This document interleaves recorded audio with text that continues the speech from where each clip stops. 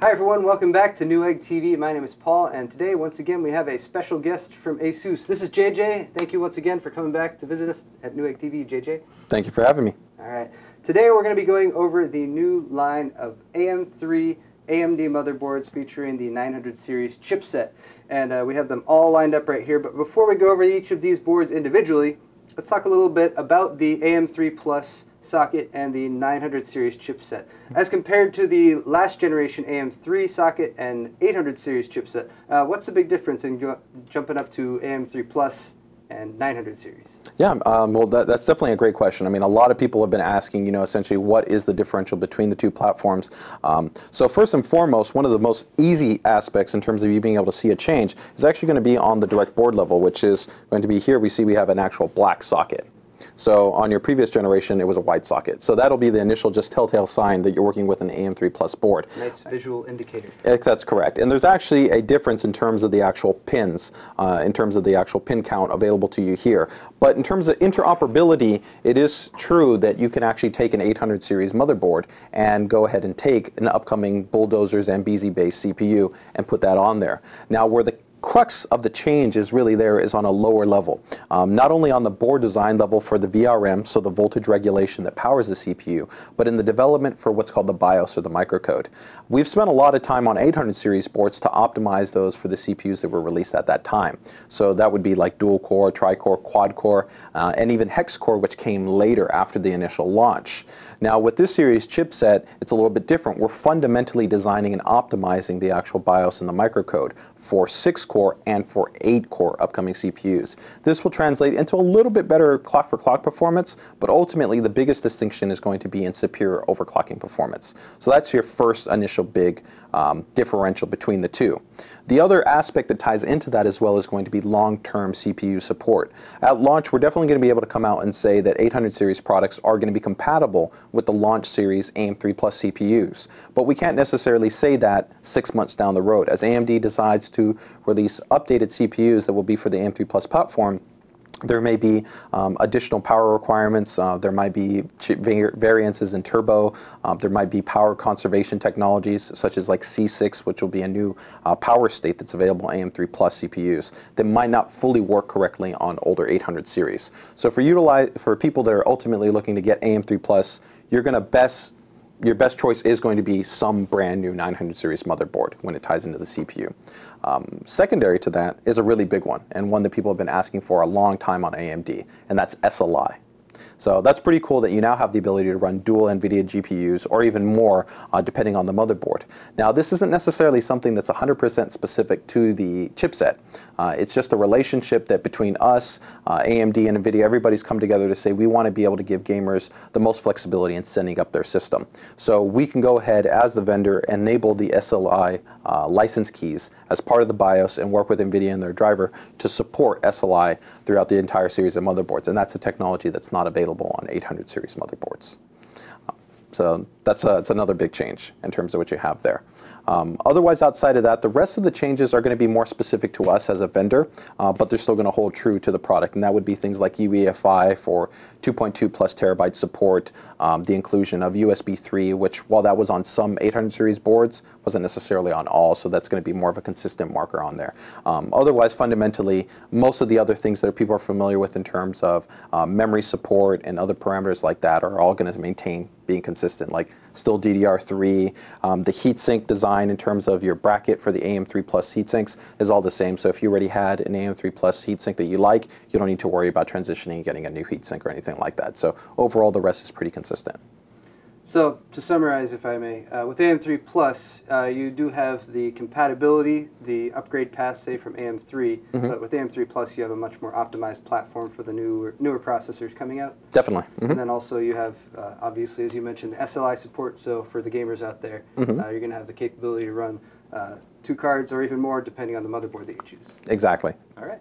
All right, so now that we've gone over AM3 Plus in general and the 900 series chipset, let's start talking more specifically about the boards that you've brought for us here. And I know there's a lot of features that you guys have implemented across the board, so to speak. So let's talk about those. What features are apparent on all these boards that you'd like to share with us today? Yeah, definitely. I mean, that's been one of the biggest things that we focused on as a motherboard manufacturers. We wanted to make sure there was a high level of consistency on the features and the implementations that were presented across our entire lineup. And that really comes from the fact that a lot of people have told us as users, you know, I don't want to feel necessarily shortchanged for whatever segment board that I'm buying into. So us as a vendor, we wanted to make sure to take our best technologies, you know, things like our UEFI implementation, our DigiPlus VRM and other items that I'm going to go into, and say, you know what, we're going to make sure these are consistently available on whatever product you buy into. That way that the user feels that they're getting the best of what we can produce on a motherboard level, but without necessarily being restricted to thinking, oh, it's only on the $300 motherboard, right? So as a kind of reference point, we'll go ahead and utilize here this M5A99X Evo for some of the layout functions in terms of what I'm going to point out here. But first and foremost, one of them is going to be the DigiPlus VRM. So we introduced DigiPlus VRM on our other chipsets that we have out on the market, and it was exceedingly well received. So this was a new form of power delivery that it's actually right here. This is actually the PWM, and this is part of our what's called a dual intelligent processor design, and this works in conjunction with TPU and EPU. But what DigiPlus really does is it gives us a whole lot of advanced functionality. So whether that's in the UEFI or within our software package, we're going to give you the ability to control your system and the frequency and the voltage and the monitoring ability pretty much more refined and with more incremental control than any other board out there. In addition to that, it also allows us to have a real high level of efficiency. With that increased efficiency, we can lower the actual operating temperature of the VRM, which helps to extend the component life and ultimately the reliability of your system. And the driving ranges that are also supported with the DigiPlus VRM are significantly higher than what we could also achieve with an analog design. So this translates into overclocking performance. On our previous chipsets, which we introduced DigiPlus VRM, we really ushered in a whole nother level of overclocking to the mainstream level users. So we're looking to do the same thing this time around with AMD. So all four of these boards all feature that DigiPlus VRM. Now, working in conjunction with that, we discussed the TPU and the EPU, and if we go ahead and flip the board around here, you'll see that you have two switches. So we have TPU and EPU. We've had these technologies actually around for quite some time, and we had this actually previously also on our 800 series boards.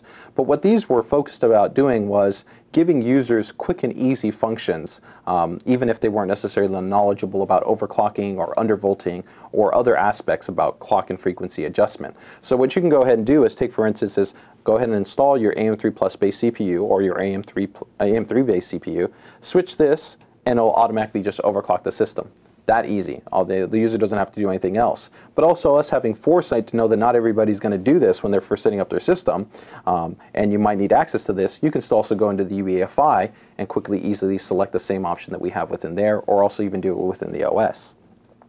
For this EPU switch, this is also the same function, but this is more focused at users that are maybe looking at stock operation and are looking to get lower temperatures and a little bit lower consistent voltage supplied to the CPU to help extend the lifespan of it. So they can go ahead and just flip that switch.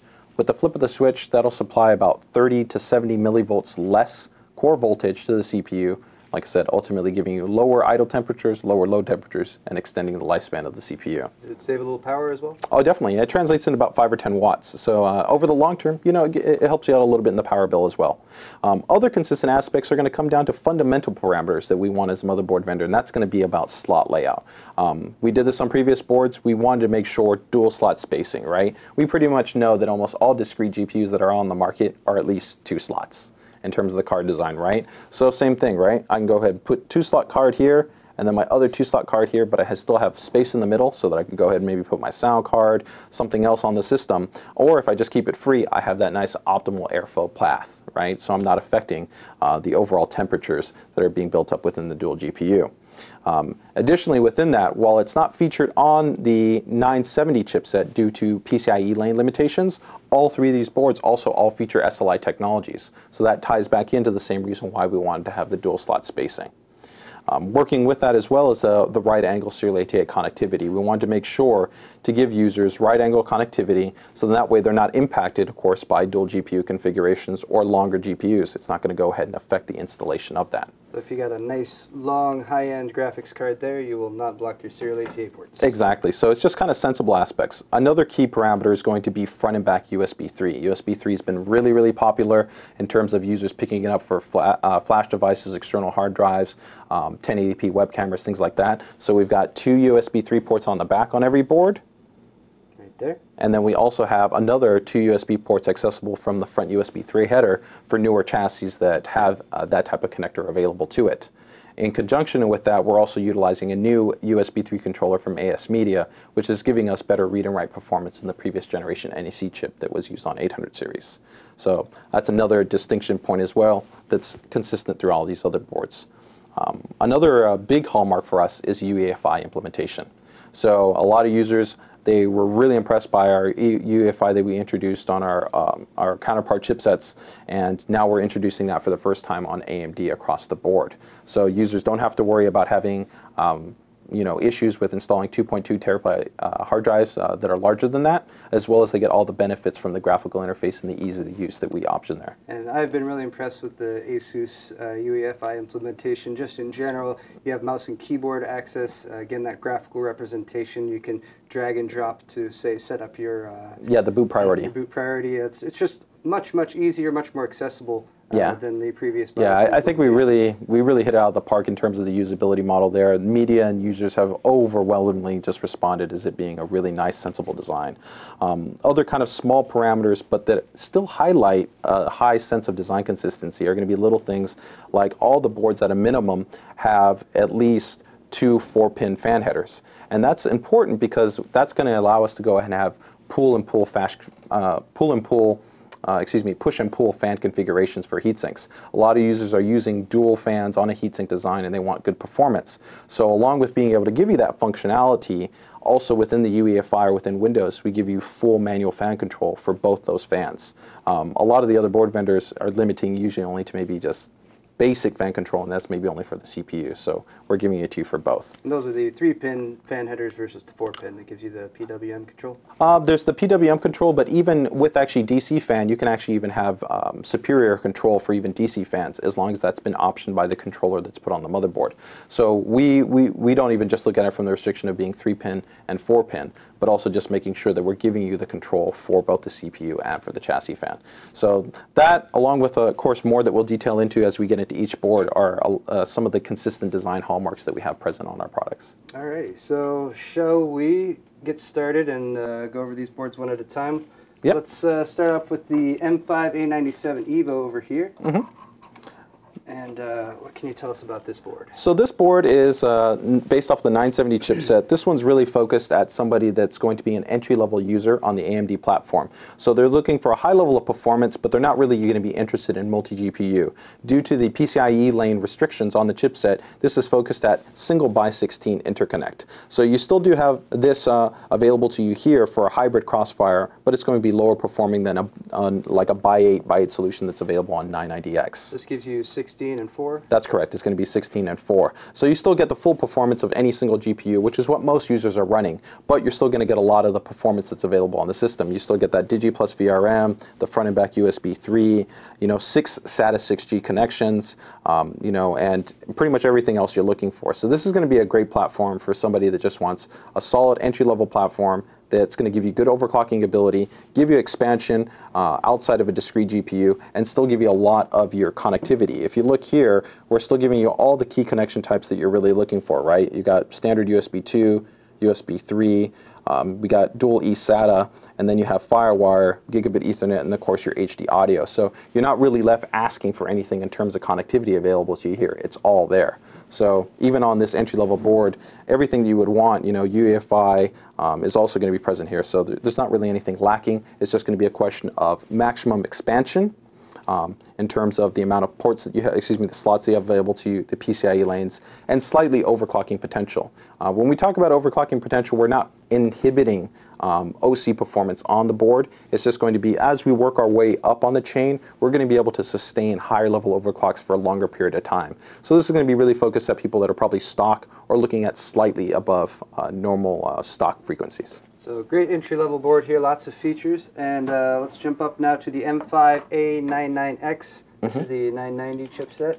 And what do you get here if you jump up to the next level? So this is a very popular board. It's kind of like a counterpart to our Pro Series that we have on other chipsets. So it's really kind of focused at that mainstream user more so than the entry-level user. So here we're stepping up to the big thing is more PCIe lanes. So we're allowing the user to have full normal by 8 SLI or Crossfire ability. So they can run two-way configurations, not three-way configurations, although we are still offering an additional by 4 interconnect, and that might be utilized for like a high-performance RAID solution or PCIe SSD or something along those lines. In terms of what you're stepping up to, you're getting over one thing, which is going to be our upgrade to our new Super Alloy Power choke delivery system. So the Super Alloy Power chokes, in comparison to normal chokes, ultimately give you more key amperage, and they have lower permeability. So this ultimately just translates to better efficiency and better power delivery under higher levels of load. Your basic choke is usually maybe rated about 15 amps. This is going to be about 40 amps. So it's a big step up in terms of overall giving you a higher quality level of power delivery. And that's going to be also consistent on the rest of the boards that we're going to be looking at as well.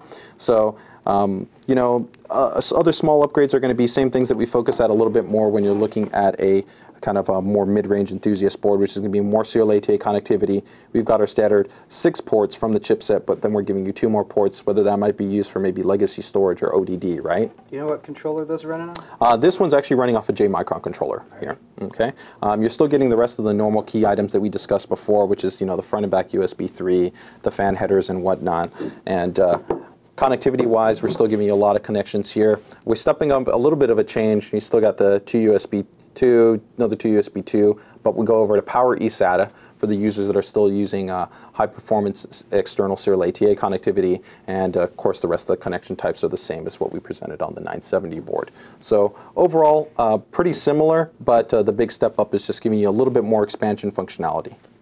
All right, and next up in the lineup is the Sabertooth 990FX. I know there's a lot of people who are very big fans of the Sabertooth series from ASUS. Yeah. It's got the extended warranty, if I'm correct. That's correct, yeah. Now, Sabertooth, or Tough in general, the Ultimate Force series is now in its 4th generation product, and this is the first for AMD. So we're really excited about bringing Tough to AMD. A lot of people have been asking for it. So we bring a lot of the consistent hallmarks that we've always had with Tough now on the AMD platform. First and foremost, you're right in terms that instead of the standard 3-year warranty, it's a 5-year warranty. That 5-year warranty comes from 2 parts. One, we do even higher level of stress testing and validation on the board and the components we utilize internally at ASUS. We use a server-grade reliability stress test program as opposed to our normal mainstream product. In addition to that, the components such as the chokes, the MOSFETs and the capacitors, as well as other tests, actually go out to an independent facility, and that facility actually will do mil-spec testing on those components and validate them, ensuring that they meet that level of quality and performance. And actually, if you want to take a look inside the box here, one of the items that you're going to see inside there is going to be a certificate of reliability. And this actually is kind of our way of saying, you know, don't take our word for it. You can take the word from the actual manufacturer. You get a decal too. Yeah, it lets you know that you got a tough board inside. I think it's that guy right there. So that's an actual certificate of reliability that you can actually see. Here's all the tests that it actually had to pass and the mil-spec ratings. And if you even go to support.asus.com, you can download an actual PDF that will show you the actual tests that have actually been passed and denote those in detail. So we really do take pride that this is not just a marketing gimmick for us. We are really trying to give a product that is focused at a higher level of quality and durability. Going along with that, because this is the FX chipset, it's definitely more performance oriented. So you're going to see a lot more PCIe connectivity available to you here because we've got 42 lanes of PCIe bandwidth to play around with. So this steps up from 2-way SLI to 3-way SLI. In not only being a 3-way SLI board, we have the benefit that we still maintain, of course, the dual slot spacing. We have more connections. We're still giving you the 8 serial ATA as we saw that was available on the previous Evo board, the front and back USB 3. For the I/O connectivity, it's pretty similar to what we saw previously before, where you still get the powered eSATA upgrade with the rest of the connection types being pretty straightforward. The other big changes are going to be something that you can't necessarily see easily, and that's going to be these black items right here. These are actually a special coating. It's called Ceramix. We introduced this on previous Tough boards. This is actually an aerospace-based technology. It creates a super kind of micro pointed diffusion coating on top of the heatsink that allows it to actually not be flat, but have micro points that allow for more effective dissipation from the heatsink assembly. So additional surface area, essentially? Yeah, and ultimately that's what it comes down to, is that there's micro points of diffusion area there that give you more surface area for cooling. So one, we put, of course, key on the VRM, which is going to get hotter as you overclock the system, with it being an FX platform, the Digi Plus VRM, the super alloy chokes. We know people are going to want to be able to push it, even though TUF might be focused at maybe more of a stock or workstation audience. We also placed the Ceramix coating specifically on this Southbridge interconnect, on the Southbridge heatsink, because this is where your GPUs ride over, and you're going to get an increase in ambient temperature over this area. And our hard drives ultimately connect to this Southbridge. So what we want to try to do is minimize the temperature that's translating over to the actual data that's being communicated through this bus to the serial ATA ports. Because if things actually get too hot, you can potentially get data integrity issues with as it's being written over or read from your hard drive. So this is ultimately a mechanism in play to help ensure longer term reliability and durability of your storage array. So that is unique to the platform. That and that wasn't all. The bigger thing that we even added here that's not necessarily easy to see is that we have 10 hardware sensors that are actually sprinkled throughout the entire motherboard. And what you can do is you can actually access software that we have that's called ASUS 2, and it's called Thermal Radar. And this will actually show you a radar, a map out of your entire motherboard and the temperature points on the system. So you can actually see what's the temperature above the serial ATA or the USB 3 or my PCI by 16 or my DRAM or my VRM. You get pinpoint accuracy in terms of the temperature readout, and on top of that, all the fans that you have connected, which we have 6 PWM fans here, with only one being a 3-pin, can all be controlled by AI Suite 2 in accordance to their temperature reading. So if something's going up in temperature, the software will automatically adjust all the fans in relation to that to either ramp up and give you more cooling performance, or you can also set your own defined level, so you got a lot of flexibility. So if you have hot spots in your case, it's really going to let you know exactly where those are, and then actually the software will intelligently control the fans to make sure that it clears out. Exactly. I mean, pretty much the thing and the goal, the goal here behind the design was to give you, the user, as much information as possible on how to set up your system and get the most effective cooling. And lastly, the other big part about Sabertooth is going to be efficiency. While the Digi Plus VR gives us a lot of efficiency, there are special, what we call ESP, or switching mechanisms, that we put on the board that will turn off or lower electrical draw. So normally you have switching available to you for your VRM array, and usually also for your memory. But we've also added it to the PCIe, to the USB 3, and to the LAN port. So when those devices are under a normal nominal load, or not necessarily being fully utilized, it can switch down to a lower power conservation state. And that also helps to produce less heat and extend the reliability of the product. Less heat, less power, more efficiency. Exactly, exactly. Okay, and last but certainly not least, the Crosshair V Formula. For those of you who are the enthusiasts, the highest level available. Let's take a look at that one, because I know there's a lot of special features with this board. Yeah, definitely. I mean, when we talk about ROG, this is the cream of the crop. So this is our highest end offering that we're going to have available on the AMD platform. And really the focus about here is about innovative monitoring performance and GPU performance. So first and foremost, of course, we see a huge amount of PCIe connectivity available to you here. So this board is also focused at being able to provide you 3-way SLI or 3-way Crossfire. One differential, though, is it's going to be 3-way SLI or Crossfire, but without overhang. And what I mean by overhang is that I can go ahead and position one card here, another card here, and then another card here, but it won't overhang over the motherboard. Now that's important because not all chassis on the market come with that 8th PCI slot or PCIe slot. Space. Exactly. So you can sometimes end up with issues. So this allows us to have more flexibility in working as many chassis as possible. So that's a nice plus. Of course, for users that are predominantly running only 2-way configurations, of course, we still maintain the dual slot spacing design. Now, what you're stepping up to in terms of the ROG board is going to be, one, superior overclocking potential. The ROG team is the most awarded team in terms of overclocking for independent hardware records, as well as recognized by media when we talk about a performance-oriented board. We've actually brought around 2 specific other enthusiasts. Some people might know them as Andre Yang, and another guy is Shamio, to our ROG team, and they're doing more work in terms of refining and improving the performance of what we have available. So we have that Digi Plus VRM that's actually been pushed over to what's called the Extreme Engine Digi, which even gives us a higher level of performance, and you can see it's got this awesome sintered base heat pipe heatsink, which is going to help to effectively dissipate a lot of the heat that we're going to be producing as we overclock the platform. In terms of some aspects that are going to be different different as opposed to the other boards that we looked at here is, one, we're going to be giving you a seventh SATA port. It's going to be SATA 6G based, but this is based off an AS Media Gen 2 PCIe controller, as opposed to what you generally see with add-on SATA controllers, which are going to be PCIe Gen 1. So you get more bandwidth available. So this is going to be closer to the performance you would have from a normal serial ATA port that's embedded with the chipset. In terms of the connectivity available to you on the platform, we're definitely stepping up in a couple of regards. All the other boards that we had here were focused at 4 USB 3 ports. Here we're stepping up to 6 USB 3 ports. So we have 2, 4, and then we have the, of course, onboard header. In addition to that, we're also stepping up to Intel Gigabit LAN as part of this. So that's a big plus for us in terms of being able to offer a much higher quality performance NIC that gives you better throughput, better interoperability with applications. But it's not only the Intel LAN. As part of this and ROG boards, we want to give you a really good software package. So we're including a piece of software called Game First. This is a packet priority and packet shaping software. So when you install this, there's a little applet that you'll have that can run in your system tray that will detect your games, and you can go ahead and select them, and will automatically adjust the IP information and all the packet information to give you better latency, lower the latency, and improve your overall connectivity, give you the best overall ping, and just give you better gaming performance. So that works in combination with that. So that's a nice plus. The white USB port that you see here, this is also a little bit different. This is for our ROG Connect function. So ROG Connect is an external way that you can go ahead utilizing like a notebook, a tablet, a desktop, any USB equipped essentially PC. You can go ahead and have full hardware control over your system. Now, some people might use it for overclocking, but it doesn't have to just be used for overclocking.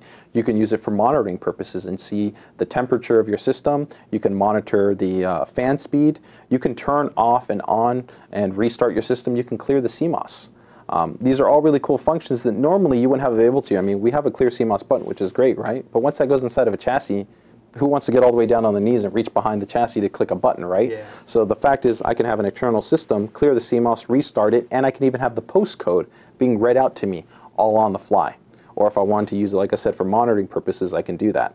We're also giving new functionality to ROG Connect where we have what's called GPU Tweak.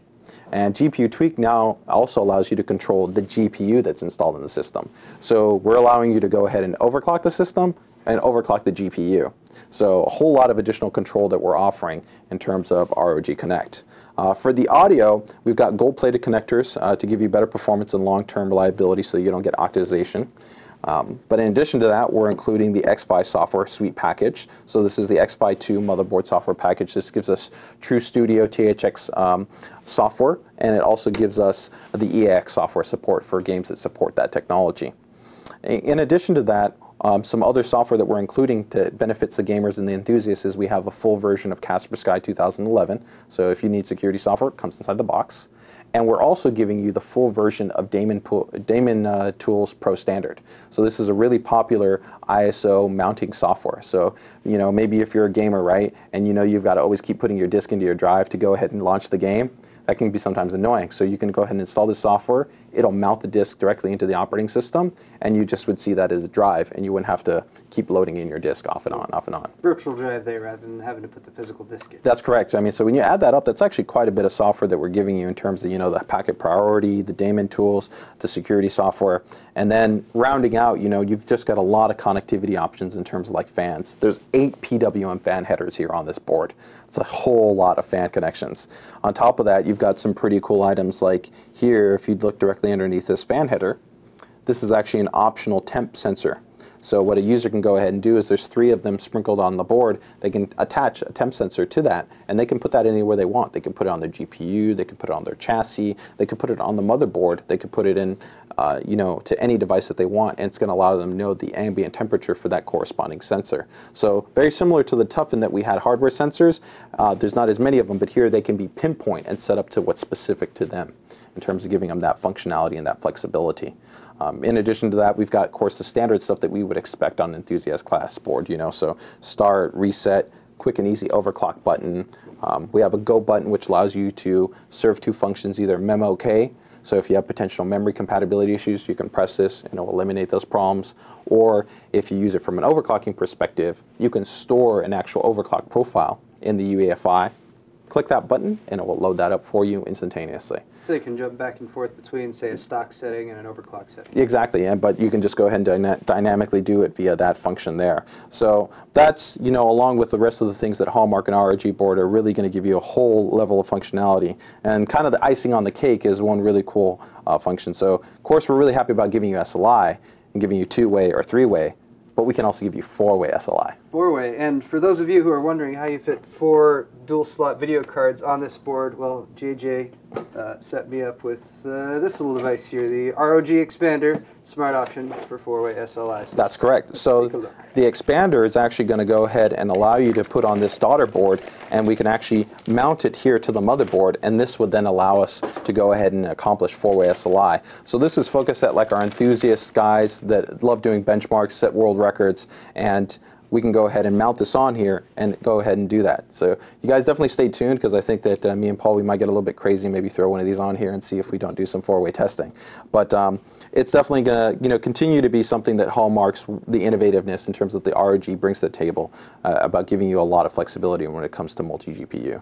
For those of you looking for the best, I don't think you can do much better than 4-way SLI at this point. A 4-way SLI is pretty much going to be the king of the crop. Otherwise, you know, the rest of the features that we discussed are all here. You know, Digi Plus VRM, UEFI, you know, the ROG Connect technologies. You're pretty much getting you know, the kitchen sink along with everything else when you look at an ROG board. So that kind of fills out, I think, the entire lineup as we have it for AMD, and pretty much we're fitting into every single segment for a user, whether you're an entry-level user or you're a die-hard enthusiast looking for the best of the best, or an overclocker, or, you know, a serious gamer, you know, or a workstation stock user. Doesn't matter. And I think that's going to wrap it up for today's video, highlighting the AM3 Plus socket, the 900 series of motherboards, this whole lineup from ASUS. JJ, thanks for coming by. Thank you. And sharing all this information with us. If you enjoyed today's video, please subscribe to Newegg's YouTube channel. Thanks for watching, everyone, and we'll see you next time.